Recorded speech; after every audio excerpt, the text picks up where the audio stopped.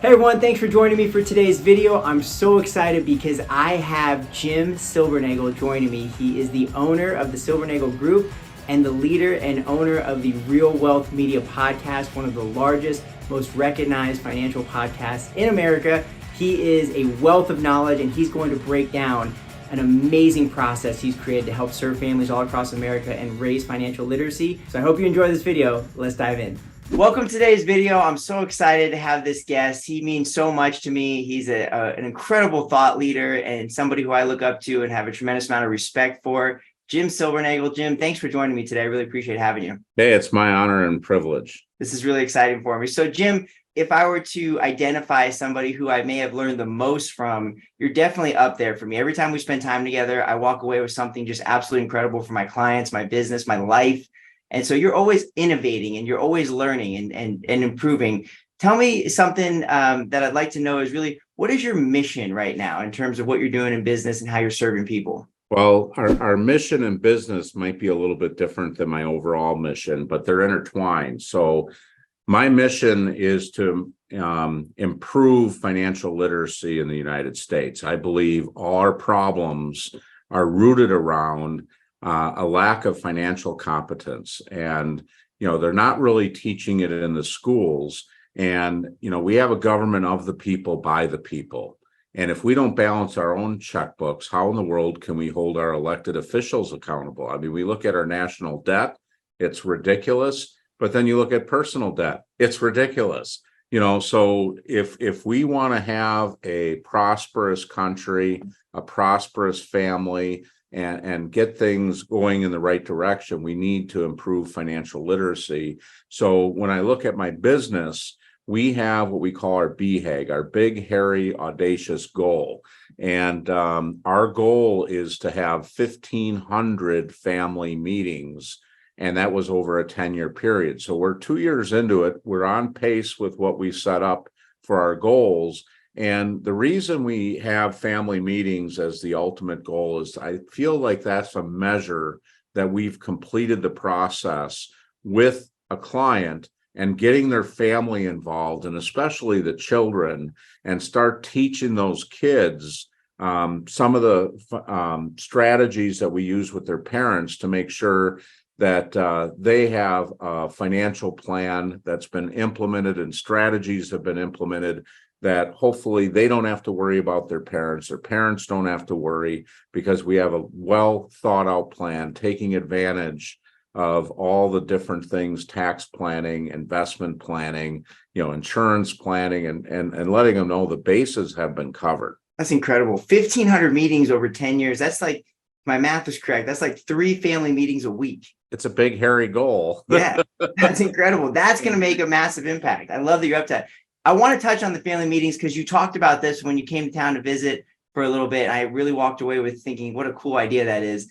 Tell me about this family meeting. Like what happens in it and what's going on inside that meeting? Is the whole family there together? Absolutely. Now, with COVID, one of the things that did is taught me that I had a problem in the 6 inches between my ears, thinking, I'm dealing with a lot of clients in retirement planning and, older clients and retired clients, and, thinking that, they're like me. They hate computers, which is true, but with COVID, if people wanted to see their families or go to work, a lot of people learned to work remotely.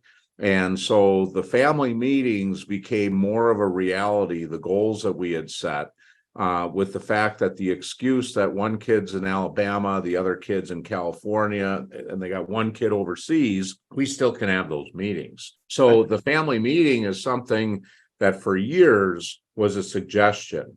Someday we should have a family meeting. And with people's schedules being crazy and everything else, and kids living in different areas, it just didn't happen. And when it would happen, they'd ask, "Oh, the kids are coming back for Thanksgiving. Can we get together over Thanksgiving or Christmas?" I got a family too.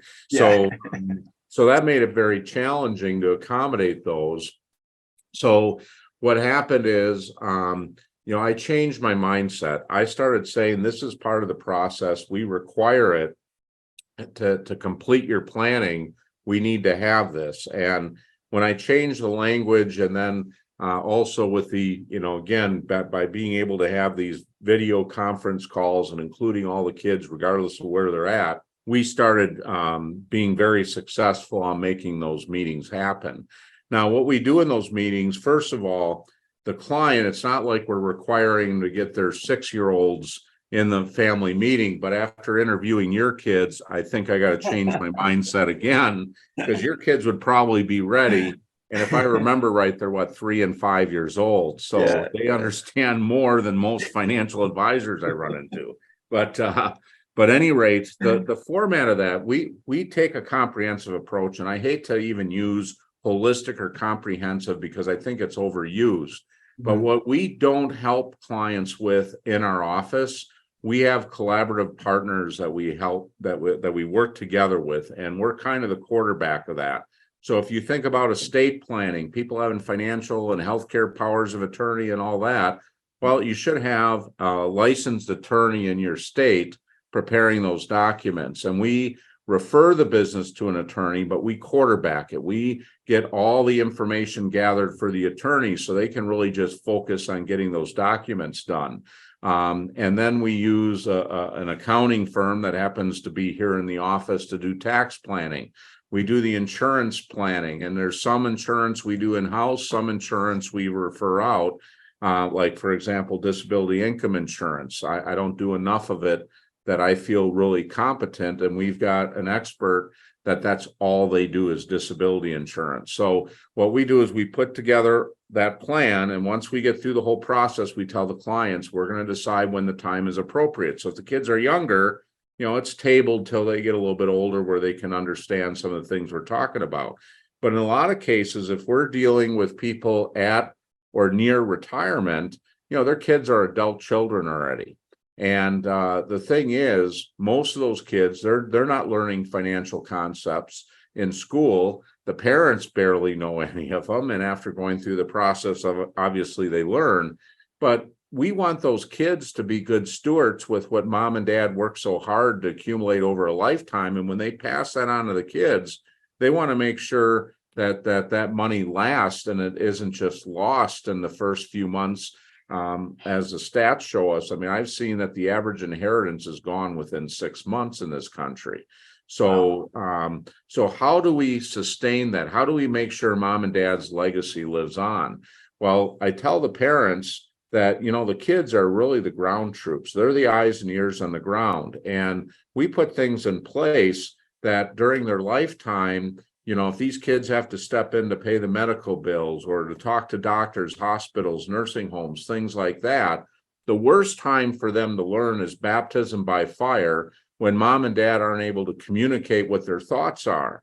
So having that family meeting ahead of time and being a conduit to making sure those discussions are happening, so the kids aren't coming into the picture having to make decisions. They just have to carry out mom and dad's wishes. And then the other thing that's really important is that they understand the planning we put in place.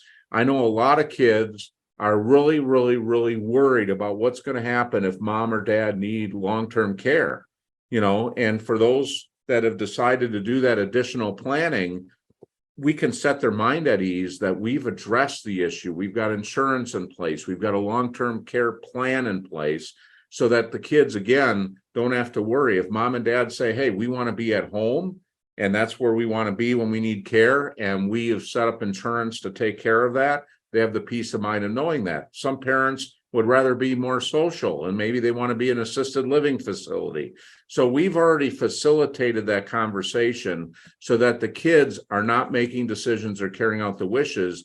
And the side benefit of that, I've seen so many families tore apart because they all have different opinions of what mom and dad would have wanted. But if mom and dad can't communicate, now you got some friction happening between kids, and sometimes it's irreparable where they won't talk to each other again. And a lot of the fights that I see they're not about the money, which is kind of strange. Now, obviously, it does happen sometimes about the money, but if we get the kids a chance to give their input, while mom and dad are still around and still of clear mind and all that, and work together as a family, there's less likelihood that family is going to be tore apart after the glue, mom and dad, are no longer around to solve the problems. Jim, I don't know if people can appreciate all the different things you just touched on, but for someone who's aspiring to be, somewhere even close to what you've created in this business, what you touched on helps families on so many levels. And it's so well-rounded and so comprehensive. It can only come from experience in serving these families. I love this concept more and more. And I try to emulate it in our practice. And it's getting me excited about people that, we can serve. But I really just think it's such a beautiful idea to get around and help these families from every single facet. And it's truly remarkable. In fact, you were really the first person that I ever connected with who kind of was creating this idea of almost like you see with the ultra high net worth, the family office, where you put each piece around and have those facilitated. So tell me about your practice and what you have there. You kind of touched on it there, but tell me all the pieces you have built in your practice for your clients that they can take advantage of and you can quarterback. So really, it is emulating a family office. And what's difficult about creating it is how do you do this efficiently? Yeah. And, and one thing is, too many it's sad to say, too many people in the various professions, whether it's the law profession, the accounting profession, the financial services, insurance, people are being way too transactional, because to go that extra mile, you don't get paid for that typically, and what's happening is none of these professionals are communicating together. There's no one holding it together, and the client doesn't know. And God forbid there's a difference of opinion on the team, and they're all trying to protect their turf. So the client doesn't know what to do. So guess what they do? They do nothing. So that's the biggest tragedy of all. So I saw a need for this very early in my career, and it's not been an easy road to do. It would be a lot easier just to be like everybody else and to be transactional. But now, having put this all together, we don't have to market ourselves. Our clients market us because they understand the value, and they don't understand the value till they go through the process. So, one thing we started doing a few years ago is we just could no longer afford to provide the service and not charge a separate fee from what we get paid when we do insurance planning or investment planning and stuff like that. So we kind of had to start charging a coordination fee. And I know a lot of them take kind of a step back, and I basically say, look, when we get done with the process, if you feel like you haven't got full value, let us know. I'll refund it. It's not about the money. It's about making sure this gets taken care of. I only need to charge so I can pay the people that are putting this all together for you, because for whatever reason, all my employees like to get their paychecks, So funny how that works. Yeah, they're at the point they can't afford to volunteer. And so at any rate, so the types of things we do, typically when people first come in, we start with foundational stuff. And the foundational stuff is having an estate plan. And I call this the basic estate plan, but most people look at it and think, oh my God, that's pretty comprehensive.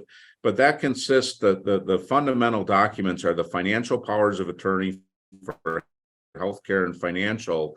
That's basically who pays the light bill when you're not able to. You're still alive, but you can't do things for yourself. Mm-hmm. And then we have the trust, and the trust is a fundamental document because it it controls the distribution of your assets. So if you have kids that are too young or maybe not responsible or whatever, we can control when the money goes there. And also, if the kids are in trouble, they're going through bankruptcy, getting sued, or in a bad marriage, those assets could be held back and protected so that only your beneficiaries benefit from what you have.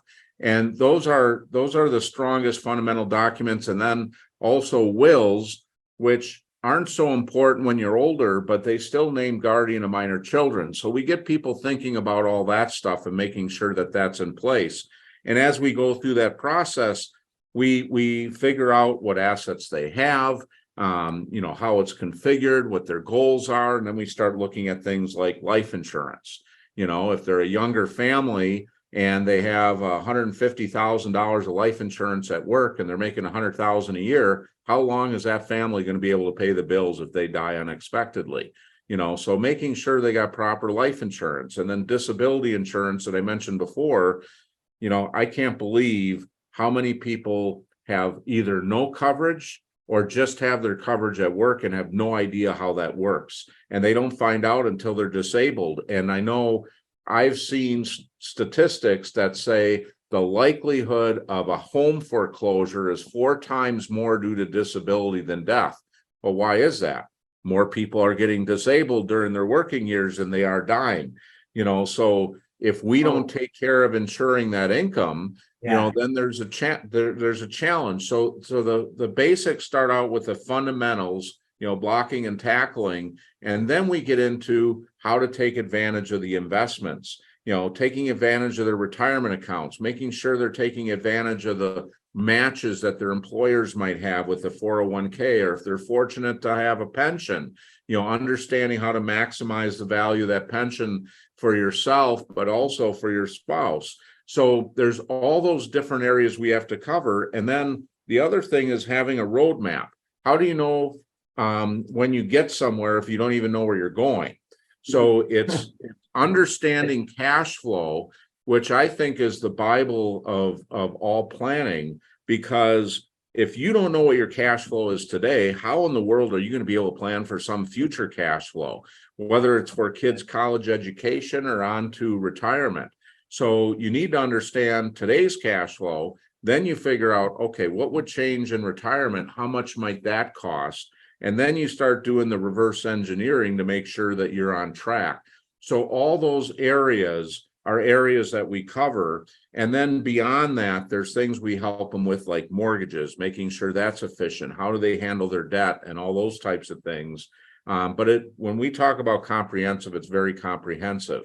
The stuff that we have here in the office that we do for our clients is mainly most of the insurance and the investments. But then we have resources like bankers, reverse mortgage brokers, traditional forward mortgage brokers. I have debt counselors and all these different things that just come into people's lives. So I can refer them to somebody that I trust will put their interest first and help them if they're off the track, how to get back on the track. And once they're on the track, how to get to their goals as quickly and efficiently as possible.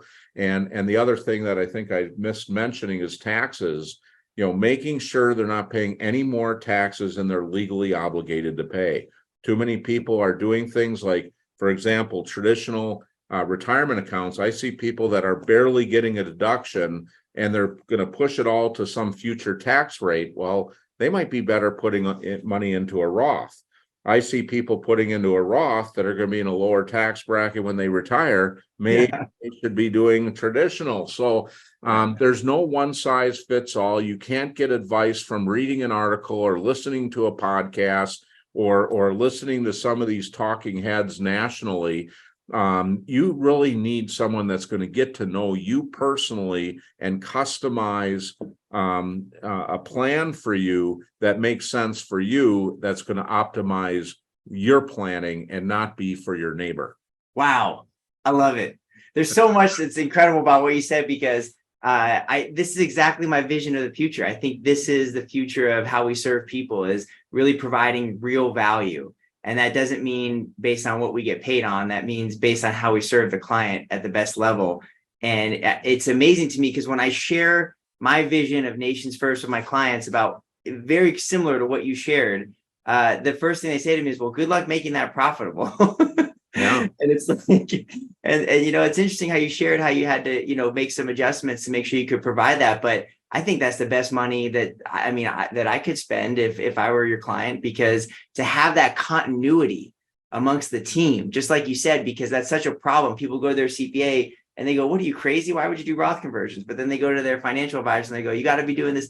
And then they end up, not doing anything, like you said, and that's not really serving anybody at all. So what you've built is absolutely incredible, Jim. It's amazing. So one of the things that I really love when we spend time together is you always are studying new legislation. Like, you're always so up and current on exactly what's happening in our country. Can you share with me anything that would be important for people watching this video to know about new legislation that has happened this year, or that's coming this year, or things that you're monitoring that might be important for people to start to pay attention to and clue into now?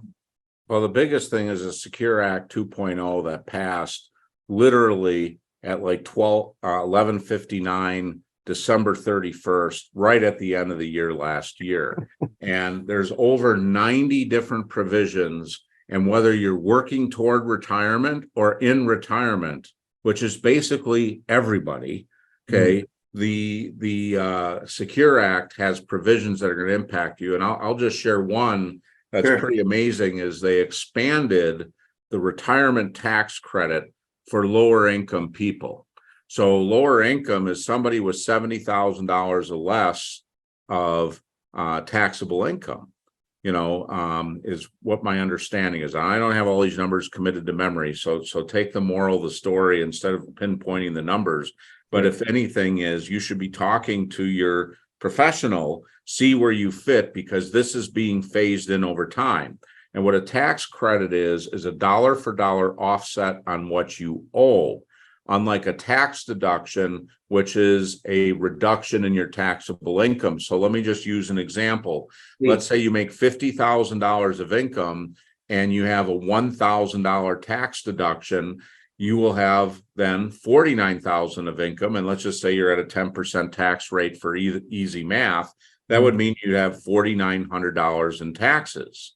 Okay, so it saved you $100. Okay, if I got $1,000 tax credit, that means I have $50,000 of income, 10% tax is $5,000. I take $1,000 off what I owe, and now it's only $4,000. So it has a huge impact. Now, this savers credit that happened with retirement planning, not only can you get a deduction, but you can get a savers credit as well. And there's different levels of credit, anywhere from 10% to 50%. And there's also with this new savers credit, there is a way that's being phased in. I believe it's in 2025 or 26, where again, if your income's lower, not only can you get an employer match on your 401k, but the Treasury will deposit money into your 401k, depending on your income levels. So for a couple, I mean, you look, the average U.S. household is making less than what the amount of money you can earn in order to get these credits. And just to give you one quick story, I had a client that was working and got laid off, and he was close to retirement, just decided to retire. And he worked the first couple months of the year, and he had $1,500 contributed to his 401k. And, and they came in to get their taxes done. We have a tax firm here, and I knew they were coming in. They were avoiding my phone calls, but I knew they were coming in. So I dropped in to say hello. And they said, "Oh, Jim, we don't have any money to invest. I got laid off, decided to retire early." And they avoided seeing me because in their mindset, I'm just a guy that collects money from them, because when they were investing, but they didn't get the rest of the story, which is, what do you do when it's time to start drawing? But I did want to make one more collection from them, because their income was literally less than $500 more than where they would get the next level of credits. So they were getting a 20% credit. If their income was a few $500 less, okay, they would get a 50% credit, including the credit on what they put in for the 401k earlier in the year. So they told me, "We have no money to invest." I said, "Well, look, I'll tell you what, I know you don't have any money to invest, but just hear me out. If you put $500 into an IRA, okay, you're going to get a tax deduction for that and an additional 30% credit on what you already put away with your 401k, and you'll get a 50% tax credit on the $500. What does that mean to you? You put $500 in, you're going to get a $750 refund on your taxes. So if the government said to you, "Give us $500, we'll give you $750 back," how many 500s would you find? And they said, "But Jim, we don't have $500. I said, "You will, because what we're going to do is we're going to file your taxes. You've got till April 15th to fund your IRA and get these additional credits. So when we file, as soon as you get your refund, bring 500 of it in, keep the other 250. We just created $250 extra for you by doing that." And it said, "Jim, this doesn't sound legal." It is legal, and it's understanding those tax brackets and where it impacts, like, for example, with 401ks, people decide it's all Roth or all traditional. Well, Yeah. some people, they're straddling a tax bracket. So for example, let's say they're hitting the 22% bracket. Well, what's the bracket before that? 12. I mean, that's a big difference. Yeah. Well, they might be $3,000 into the 22% bracket. Well, maybe that should be traditional, but at 12%, we already know brackets are going up. Taxes are going to be more in the future. 12% is nothing. Well, then we might as well do a Roth on that portion.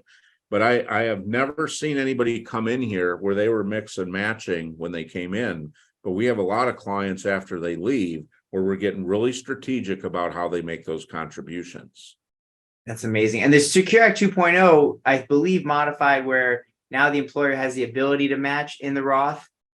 Yep. Of the 401k, which before it was all traditional. Right. And even simple plans now they can do as a Roth. So wow. Yeah. So there's been a huge expansion, and and most people don't understand their benefits. They don't understand what they can get. So, the thing is, when I look at it, most investment people, what do? Oh, what money do you have in invest? And I'll worry about that. And they don't talk about those other things. And, for example, I can't match a match, no pun intended, right? That's free money. You got to take advantage of that first. Yeah. And if you're leaving that money on the table, that is shortchanging you for your retirement goals. 401ks, they may have loan provisions that can help you. Instead of having $30, $40, $50,000 in an emergency account that isn't earning anything for you, maybe you take 30, 40, 50,000, whatever that magic number is, put it in a safe account in your 401k. But now if that emergency doesn't happen, 401ks give you creditor protection. We have tax benefits with the 401k. And so we could use that maybe as an emergency account, or cash value on life insurance is another great one, where if we need the insurance anyway, so many people just do term insurance, but if you have permanent insurance, that can be another source that's creditor protected. It's tax sheltered, and again, you got to understand the taxes. It's not tax free, but it might be. Death benefits are income tax free, right? Yeah. So the thing is, sitting down with an insurance professional, really understanding that is absolutely huge. So it's optimizing things. Now, can you have $30,000 in an emergency account in your checking account? Yes, you can. Is that the best place to have it? It depends.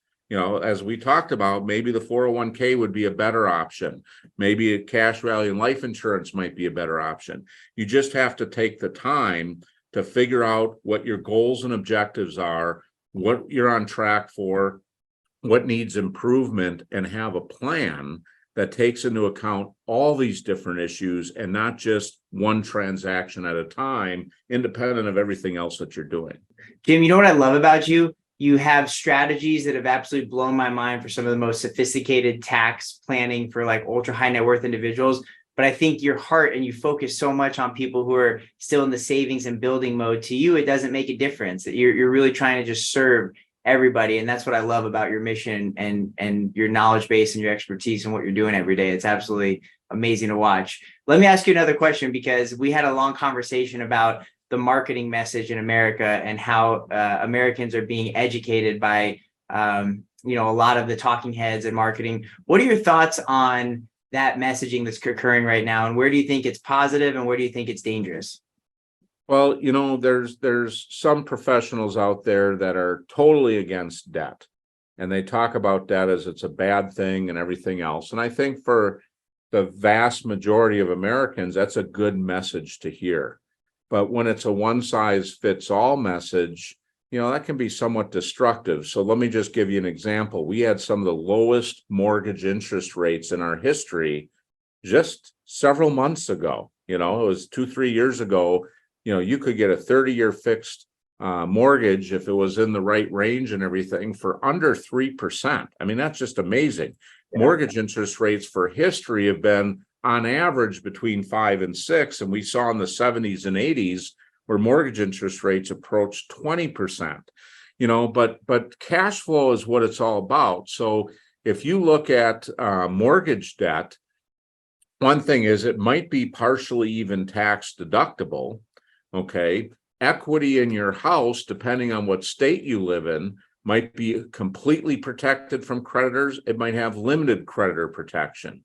So if I'm going to take and pay off a house, let's say I owe $100,000 on a house, I'm going to save, $2,500 or $3,000 of interest if that's what my interest rate is at, 2.5%, 3%, right? Well, so I'm going to save that interest the following year. Okay, so that interest is $2,500. Okay, well, if I put $100,000 into my 401k, now I can't do that all at once, but if I'm married, my wife does it, I do it, over the next few years, 100,000, if I'm in a 12% tax bracket, okay, that's going to save me 12 grand, not 2,500. Okay, so what's going to build wealth quicker? Now, I'm going to invest that money in my 401k. If you look at the stock market, what is it average since the beginning of time? That might be a little bit misleading because when you look at the S&P 500, there's no fees or expenses. That's just a pure return, but it's been somewhere close to 10% forever. But let's say we only get 6%. If my mortgage interest rate is 3%, but I'm earning 6%, aren't I better off? And in the 401k, it is 100% creditor protected, where depending on what state you live in, it may be only partially protected for the house. So it again, I hear these people talking about get rid of all debt at all costs, and that's what you need to focus on, and then save money. Well, then you've lost the time value of that earning potential. And if people are disciplined, like for example, credit cards, I hear a guy talking about tear up all your credit cards. Well, you know what? You get 30 days of interest-free loans. So if you have and then maybe even the points, I get cash back. I put everything on the credit card and I get a couple $1,000s back every year. So it's the same price whether I use a credit card or not. So I save a couple grand each year. And even if my savings account or checking account is only getting 0.1%, well, 0.1% is better than zero. So why pay cash for everything? Now you should be able to pay cash. You're just managing your debt. But the mistake that most people make is they will buy things they don't need because they want them now. And then all of a sudden they're paying 17% interest. And then all of a sudden they get late on a payment and then they go to the default rate. I've seen default rates in excess of 40%. Well, now you become a prisoner of that debt.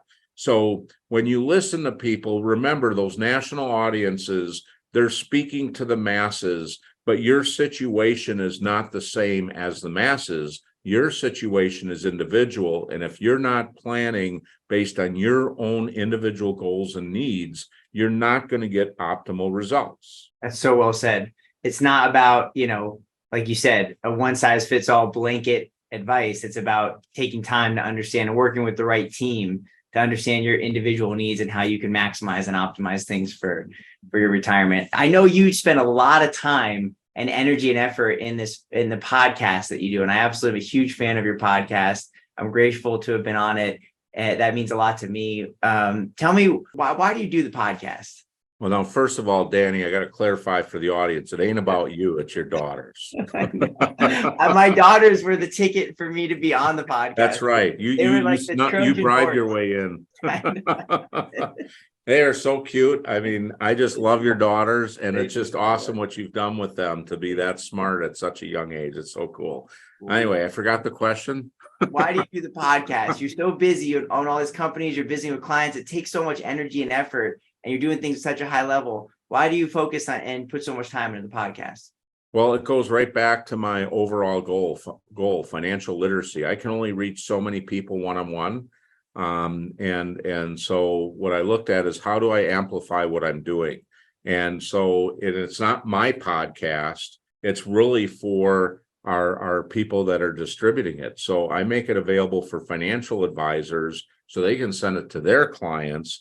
And, so that way more and more people are getting that education. And then on top of that, one thing I've seen is, it's really hard for someone getting in our business these days. The compliance hurdles, the expense of all that, starting your own business today, there's no way I could have survived in this business if it were under the rules that we have today and get started. And a lot of the big companies that used to offer training programs and all that, people are pretty much on their own. So for anybody listening that is thinking about a career in the financial services, it's awesome.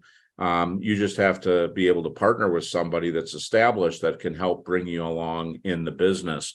But part of that podcast, as I was doing that podcast, it became very apparent, while I have been a student of a lot of different things, a lot of advisors had limited knowledge in certain areas that we talked about. So I felt it was important to share with them the strategies and techniques. So along with the podcast, we do monthly training for the advisors so that they know the latest, because let's face it, lives are busy. I'm fortunate in the sense that my kids have moved out, so I don't have the ball games to go to and the school conferences, teacher conference, all that stuff is past me. So I do have more time to do stuff like this. So that's what keeps me going, and getting feedback from folks like you and getting to know your daughters. I mean, it's just an awesome thing. It's a lot of fun. So it's easy to do things that are fun. Well, you've done so much for my family, not only for my daughters, lifting them up, giving them a platform to help inspire other kids to take an interest in finance early. But for me personally, I probably learned more from Real Wealth, just the people that you bring together and the community that you have. I mean, the events, it's absolutely amazing what you're doing. My last question is, Jim, what do you want your legacy in this industry to be? Yeah, that I made a difference, a meaningful difference, through financial education, and that I've at least been a catalyst to change to where people prioritize financial literacy. That's beautiful. I just want to say thank you so much for everything you're doing for, the community, this country, the industry, everything. I mean, you really are someone special. And I mean that sincerely. Thank you for everything you've done for us and for me personally. It's been a pleasure to have you on. Thank you for your time. Well, I'll tell you what, I enjoy you so much, Danny, anytime. I appreciated this, and I appreciated your sharing as well. And like I said, your daughters are something fantastic. I can't wait to see what they become. We'll do another one. We'll do the four of us together. It'll be fun. Absolutely. Jim, thanks so much. Hey, my pleasure. Thanks so much for watching. I hope you enjoyed the video. Jim is a huge hero of mine. He's taught me so much, and I always walk away with something absolutely incredible. He is on a mission to help serve families, and that's what we're trying to do here. So I really appreciate you watching. If you enjoyed the video, please like it. It really helps with the YouTube algorithm. And please subscribe to the channel. We come out with a weekly video on retirement every single week. As always, if you have any comments or questions you want Jim to expound on, please leave them down below. I'll make sure we reach out to him. Thanks so much for watching. We'll see you in the next one.